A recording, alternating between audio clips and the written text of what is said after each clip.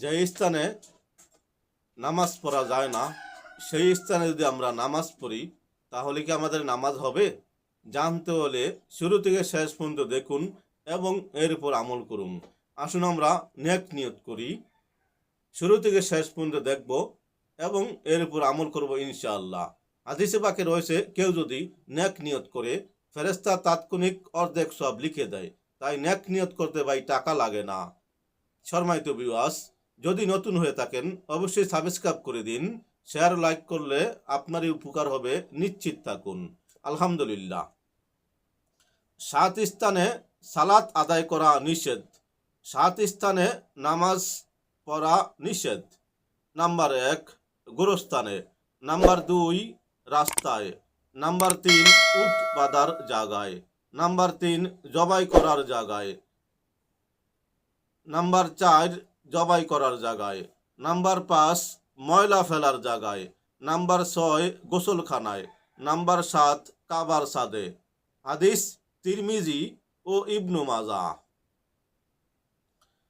যে সকল অঙ্গ ডেকে রাখা ফরজ সালাতের মধ্যে সেগুলি ডেকে রাখতে হবে।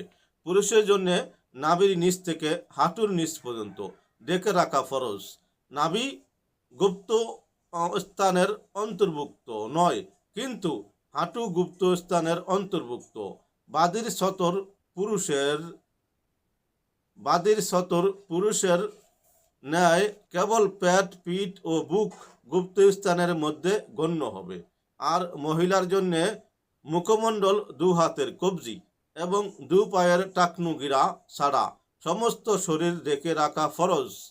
মুসল্লি একাকী সালাত আদায় করুক বা কারো সামনে আদায় করুক, অন্ধকারে আদায় করুক বা আলোতে আদায় করুক, সর্বাবস্থায় সতর কাপড় দ্বারা ডাকতে হবে।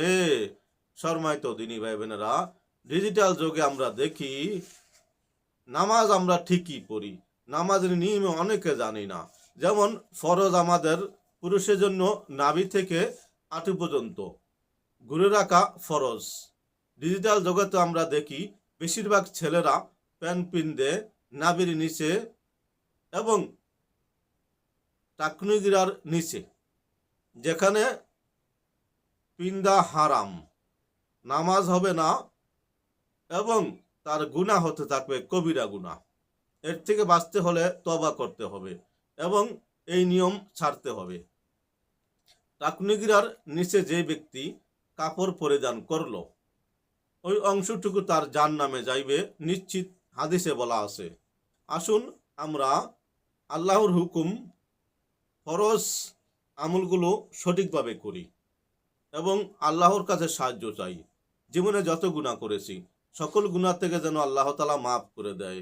সম্মানিত দিনী ভাই বোনেরা, আমরা প্রতিদিন যে কাজ করি এই কাজের ভিতর নিয়ত যদি হয় আমাদের সঠিক, তাহলে আমরা সফল হতে পারি। যেমন আমরা বর্তমানে কোরআন শরীফ তেলাওয়াত করতে অনেকেই পারলেও নিয়মিত পারি না। যেমন মোবাইলের মাধ্যমে টাচ মোবাইল পেলে আমরা কোরআন শরীফ ধরতে চাই না।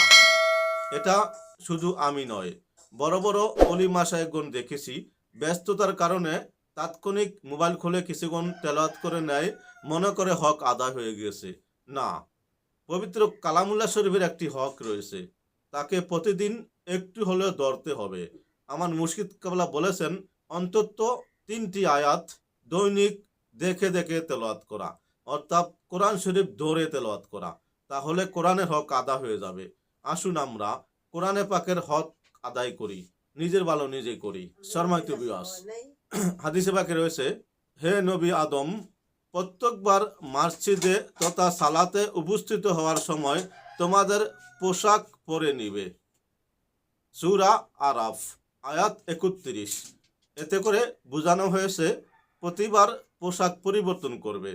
মহান আল্লাহ তাআলা আমাদেরকে হুকুম দিয়েছেন পাক পবিত্র হয়ে নামাজ পড়ার জন্য।